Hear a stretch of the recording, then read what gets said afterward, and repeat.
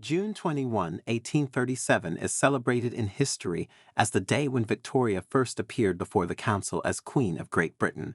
Not so long ago, the Duchess of Kent, her mother, could even correct the details of her outfit, and now she no longer dares to do this in the presence of her royal daughter.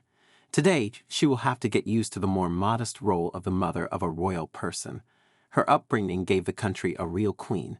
The First Minister, Lord Melbourne, bows before Victoria, who ceremoniously kisses her hand, and his look is full of understanding.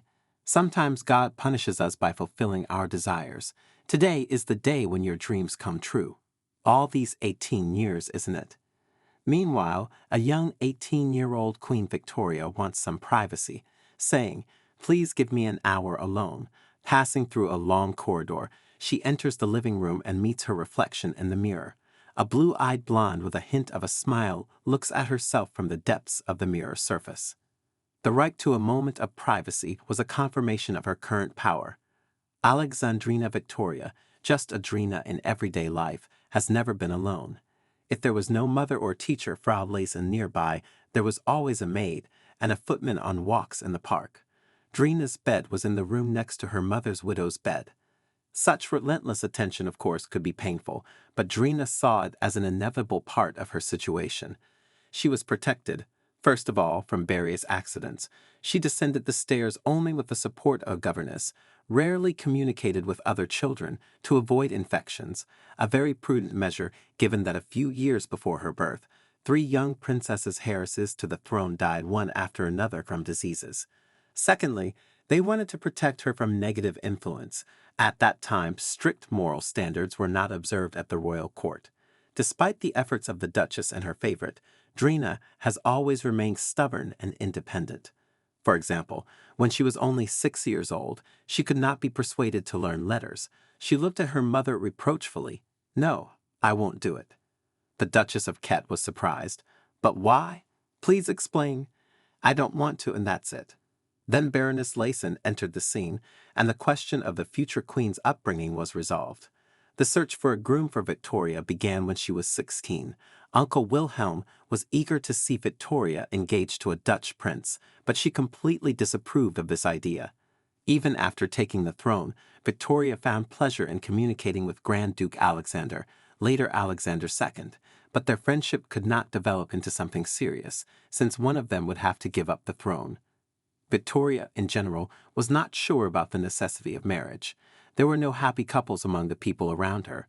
The spinster herself, Lady Leysen, repeatedly reminded Victoria of the model of the Virgin Queen Elizabeth, who perfectly ruled the country without a husband. The young queen was attracted by her duties.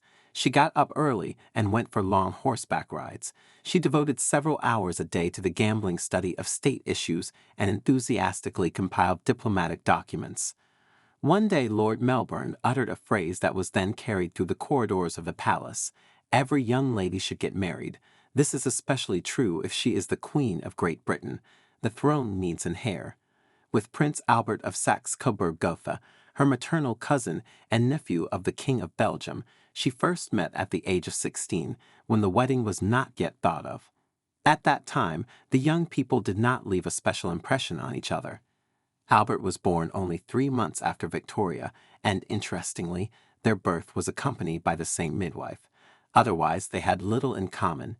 Albert was German, pedantic, and balanced, while Victoria showed impetuosity and stubbornness, although she was very reasonable. Albert's clumsy attempts to start a conversation about art simply made Victoria laugh. October 10, 1839, when Prince Albert came to visit again, the Queen forgot about her previous rejection of the idea of marriage. Most likely, it was because the young man became more mature and attractive, and the girl grew up and is changeable. On this day, the Queen wrote in her diary, "Albert looks extremely attractive. His hair is the same color as mine. He has big blue eyes, a beautiful nose, and a very cute mouth with good teeth. But the real charm lies in the expression on his face, which is simply amazing." It was difficult to describe the Queen herself as feminine attractive. Neither luxurious dresses nor stylish hairstyles could completely hide it. She was small in stature, only 150 centimeters, had a tendency to fullness, and her chin was weak. Her nose was large, and her eyes were slightly swollen. These were typical features of the Hanoverian dynasty. But in her youth, she was charming, pragmatic, and confident. In addition, Albert was a serious and responsible young man, an ideal candidate for the role of father, the role that she always expected from men and which Lord Melbourne performed for a while. The Queen immediately let her cousin know that she was ready to marry him, and she was happy that the prince agreed to obey her wish. The prince, who had been taught since childhood that the little English flower would become his future wife, naturally agreed. The wedding took place on February 10, 1840 in the chapel of St. James's Palace in London. Victoria appeared in a snow-white luxurious outfit decorated with a 5-meter train, a long veil, and orange blossom. This magnificent image made an indelible impression on the public, and many brides subsequently began to imitate the Queen's style. Victoria spent the evening after the wedding in bed with a migraine, but her diary entry reflects her delight. This evening was something incredible. My dear, dear, dear Albert, his boundless love and affection gave me a feeling of heavenly joy and happiness that I had never experienced before. He hugged me tightly, and we kissed again and again. His beauty, his tenderness. How can I ever appreciate him as a husband? It was a day of real happiness in my life. For the prince consort, the ringing of wedding bells has become a symbol not only of the beginning of family life, but also of the beginning of the fulfillment of his big plans and ambitions. However, an unexpected meeting with her husband's ambitions was enough to reveal Victoria's despotic nature. Another surprise for her was the noticeable similarity of the characters of the newlyweds. Windsor Castle was shaken by family scenes, starting in the morning and continuing until late at night. However, these storms seemed to be the last thunderclaps of a passing childhood. Like a noisy downpour of a June day going over the horizon, they subsided in the distance. After one of these passionate quarrels, the prince locked himself in his room in a rage. The Queen, in whom passion, reconciled with pride, knocked on the door with her fist. "Who's there?" The answer came. Victoria, full of confidence, replied, "This is the Queen of England. Open up immediately." The prince was silent. Then the knocking on the door resumed, but now more gently. "Please open, it's me, Victoria." To no avail. After a short pause, a cautious knock was heard on the door. Albert asked quietly, "Who's there?" "This is your wife, Albert." The office door opened, and although both Victoria and Albert had strong characters, their rivalry gradually subsided. At the beginning of the marriage, they spent some time to determine which of them would be the head of the family. Albert, not feeling passionately in love with his wife, always appreciated and respected her, remaining loyal to her and not wanting to allow outside interference. In the first months after the wedding, he even very diplomatically evicted the Duchess of Kent from Buckingham Palace, skillfully restoring the relationship between mother and daughter, acting as an intermediary. Shortly after the wedding, when Victoria was already expecting a child, the first attempt was made on her. 18-year-old Edward Oxford shot Victoria twice while she was traveling with Prince Albert in an open carriage. Albert instantly stood up to protect his wife with his body, but fortunately, both shots missed.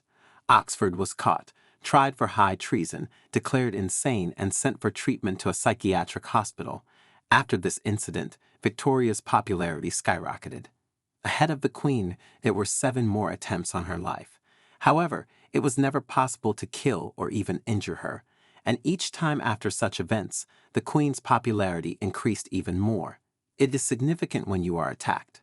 This allows you to see how valuable you really are, Queen Victoria commented bitterly. Their first child was born on November 21, 1840, and was named Victoria. Then a boy was born who was to become King Edward VII of Great Britain and the founder of the Saxe-Coburg dynasty. In total, the couple raised 9 children. This tireless motherhood brought the Queen closer to her subjects and strengthened the bond between her and the people. The Queen successively gave birth to princes and princesses, and each new baby brought her immense happiness. She felt a deep joy when her attention after giving birth was attracted by her beloved husband, who entered her room, and she was lying there with a newborn in her arms. As a strong and loving woman, she never stopped thanking God for the incredible luck that a happy divorce brought her. Nevertheless, despite her motherhood, she felt resentment towards the state of pregnancy, as well as an aversion to breastfeeding, which forced her to resort to the services of wet nurses, as was common among many aristocrats of her time. At one point, Victoria even noted, "It seems to me that no girl would agree to go beyond the altar if she knew all the details in advance." Queen Victoria actively gave birth to children, and each new arrival of the baby brought her great joy. Happiness was in her eyes when she held the baby in her arms, feeling the warmth and tenderness of motherhood. She found important support in her husband, Prince Albert, who always stood by, ready to support and help. Nevertheless, it always seemed to Victoria that pregnancy and childbirth are the price that has to be paid for the joy of motherhood. She frankly did not like the state of pregnancy, and especially the process of breastfeeding.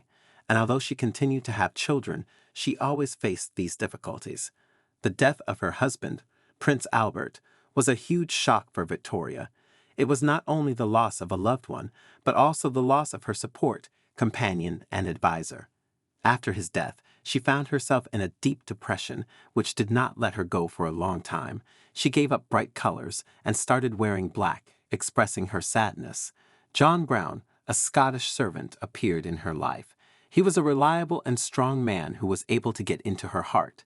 His support helped her gradually get rid of depression and return to an active life. Brown became for her not only a butler, but also a close friend whom she trusted even in matters of state.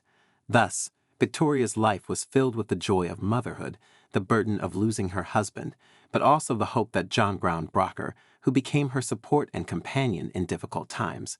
The relationship between Queen Victoria and John Brown caused a lot of controversy. There is no direct mention of a romantic relationship in the Queen's diaries, but rumors of a possible closeness between them have not subsided.